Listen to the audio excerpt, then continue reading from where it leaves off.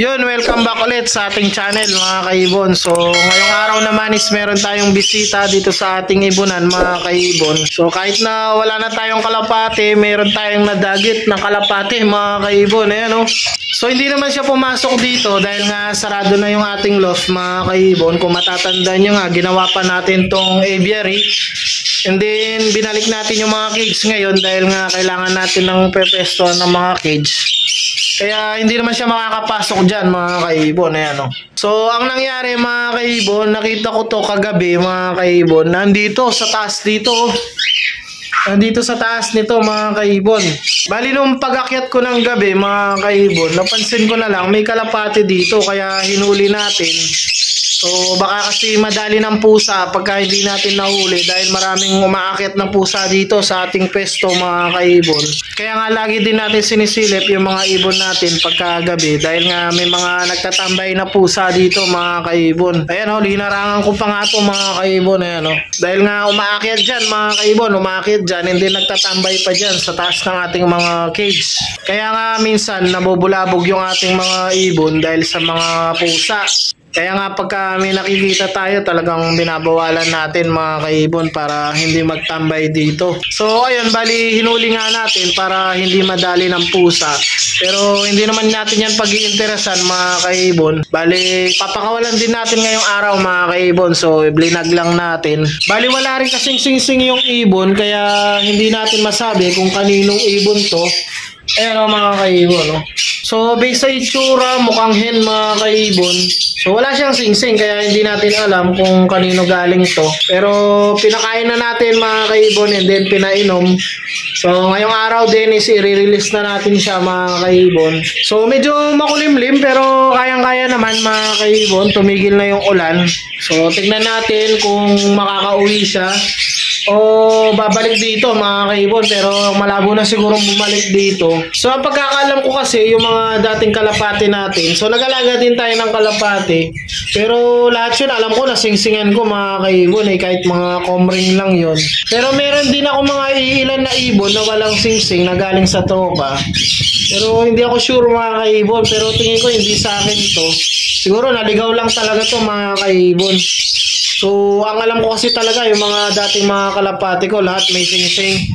Lahat naka-comring, kahit comring lang yung mga sing-sing, lahat meron mga kaibon.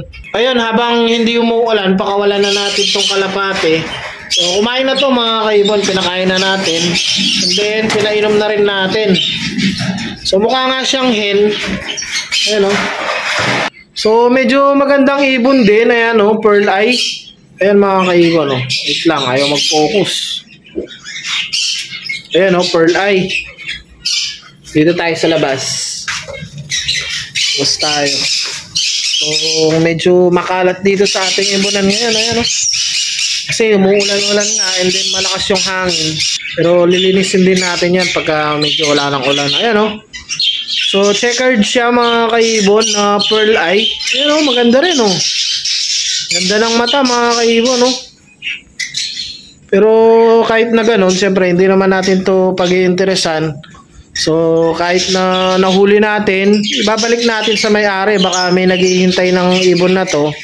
So sana makabalik na lang sa talagang may-ari. Dahil medyo maganda rin yung ibon, ayan, no? Maganda rin yung itsura niya mga kaibon. Pogi din, maganda rin, no? Pearl eye pa, oh. So wala lang sing-sing kaya hindi natin masabi kung kanino. So medyo ano na rin naman yung araw, medyo maliwanag naman. So dito natin pakawalan. Ayun oh.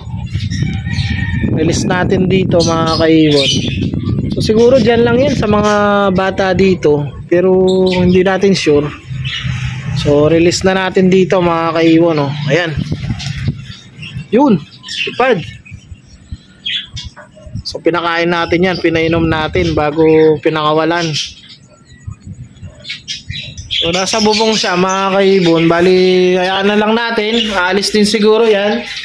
So update ko na lang kayo pagka wala na siya or kung bumalik siya mga kaibon. So hindi ko talaga maano na sa akin yon dahil nga wala siyang singsing mga kaibon. Pera na lang kung sinira yung singsing, tinanggalan ng singsing. So may chance na akin nga yun mga kaibon. Kaya bumalik dito. Dahil nga nag-alaga naman tayo ng mga kalapati nun, so may chance na bumalik talaga yung mga ibon sa atin. So tinanggal nga lang natin yung mga kalapati natin dahil sa mga ibon. So dahil nga medyo nai-stress sila pagka nagpapalipad tayo and then pagka nandito sila sa aviary. So ayan, bali silipin din natin yung mga painakay ng ating mga pinches kung medyo lumaki na mga kaibon. So silipin lang natin. Yun o. Yun, medyo malalaki na mga kaibon o. Bali ilang piraso to? 1, 2, 3. 3 piraso mga kaibon. Sa kabila, baka may itlog. Wala pa. Dito sa kabila. Wala din. Pero dito meron tayong 3 piraso. Ayan o. Mukhang society mga kaibon. Mukhang society yung nangitlog mga kaibon. Hindi yung mga zebra pinches natin. Pero yung nakaraan, yung mga pinches yung nangitlog dito. Yung mga zebra. Kaso lang, isa lang yung napisa mga kaibon. And then nawala pa. So tingin ko nahulog yun and then binuli. Kaya namatay na lang mga kaibon. Then yung mga bagong painakay naman nila dyan. Mukhang mga society mga kaibon. May itim. So, tignan natin pagka medyo lumaki-laki. So, plano ko rin kasing ilipat yung mga finches natin dahil nga medyo maliit tong cage na to para sa kanila. So, meron kasi ako doon na cage, yung dating flight cage natin na 2 cage na pinagdugtong natin mga kaibon. Bali, 2 ganto na pinagdugtong natin. Tinanggal natin yung divider dito. So, ginawa natin flight cage. So, nakabakante lang yon doon sa kwarto kaya pwede natin gamitin. Pagka medyo malaki na yung mga painakay, ililipat natin yung mga finches natin. Para mas makapagparami sila doon mga kaibon, medyo maluwang yung cage nila. So yung kasi parang 2 cage yun na pinagdugtong mga kaibon, kaya medyo maluwang. So ayun na muna yung video natin ngayong araw mga kaibon. Update na lang ulit sa mga susunod nating videos sa mga ibang ibon natin dito. So wag nyo kalilimutang mag-like, share, and subscribe. And i-click na rin yung notification bell para updated kayo sa mga susunod pa nating videos. So happy breeding sa inyo mga kaibon and ingat!